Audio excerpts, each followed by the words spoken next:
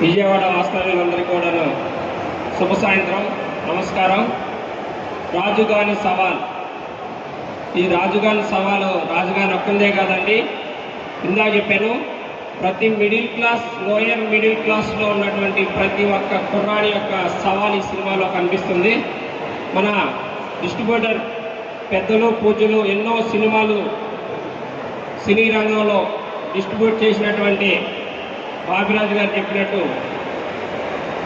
Content, కథలో content ఉంటే ఏ cinema అయినా కానీ ప్రేక్షకులు ఆదరిస్తారు. దానికి గత 10 సంవత్సరాల కాలంలో చిన్న సినిమాలు మీరు చూసుకున్నట్టయితే రీసెంట్గా వచ్చిన కోర్టు సినిమా చాలా తక్కువ ఖర్చుతో తీశారు.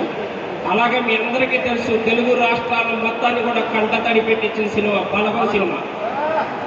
అటువంటి సినిమాలకి ఇవి ఆడతాయా, రిలీజ్ అవుతాయా అనే డౌట్లో ఉన్నటువంటి నిర్మాతలు కూడా జేబులు నింపుకున్నారు. అది ఒక ప్రేక్షకుల దేవుని మీ అందరూ ఆదరిస్తేనటువంటి జరిగింది.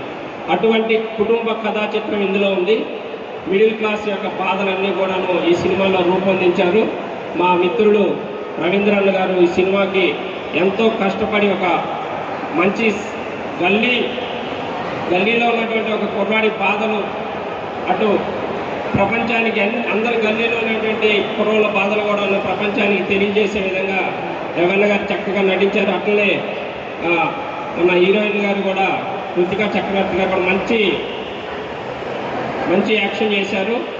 ఈ సినిమా 100 days మంచిగా ఆడాలని చెప్పేసి, అదేవిధంగా అన్ని థియేటర్లో కూడాను మీ అందరి మనసులు పొందాలి అని చెప్పేసి 8వ తారీఖు రిలీజ్ అయ్యి ఈ సినిమా అద్భుత విజయం సాధించాలని చెప్పేసి టీం మొత్తాన్ని కూడాను హృదయపూర్వక శుభాకాంక్షలు, ధన్యవాదాలు తెలియజేస్తూ సెలవు తీసుకుంటాను.